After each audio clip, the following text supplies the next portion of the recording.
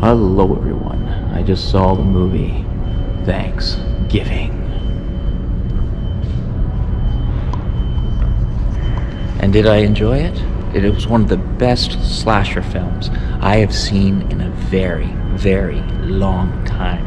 I don't want to give away too much about it, but the opening sequence, it was Thanksgiving, and they decide to open up Black Friday at midnight, and people go wild. Like if you remember back in the 80s where people go nuts over Cabbage Patch dolls and they grab things and they push people. Well, something happened here and people were dying, breaking in, smashing, a big raid. But whatever happened that time, a year later, the killer came. So there's a story why, or is there a story why the killer came? Well, you're going to kind of figure that one out anyway. Why would it be just some crazy maniac killing people on Thanksgiving? Or was it for a reason? Or was he just nuts in the head? But he is targeting certain people that did certain things during that raid. Thanksgiving is an amazingly well put together movie. The slashing and the horror is right on spot. It's funny, it's an awesome thriller, and suspenseful. The only thing about it was with me, I knew who the killer was within the first 20 minutes. And the only reason why I knew that is because I watch a lot of horror movies and a lot of mysteries. I have been wrong, and I was kind of hoping I was wrong in this, because it throws you off in many different directions. And it is just like you're guessing, oh, this person, this person, this person. I didn't.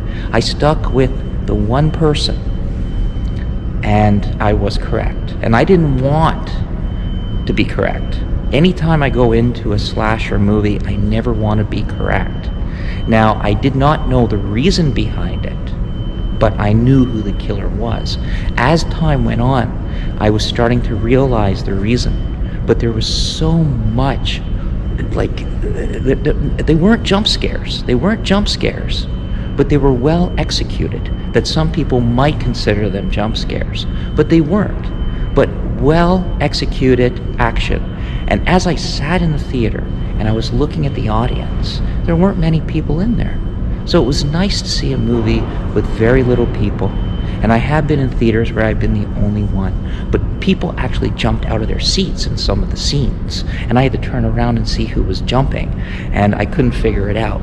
But I heard people screaming too in the theater, and there might have been only like 15 people in the theater, including me. That would have been 16. I would have loved to have gone in a packed cinema and even wear the mask that the killer wore. Like, this is well executed, well acting, and all the way through, there is no boring scenes.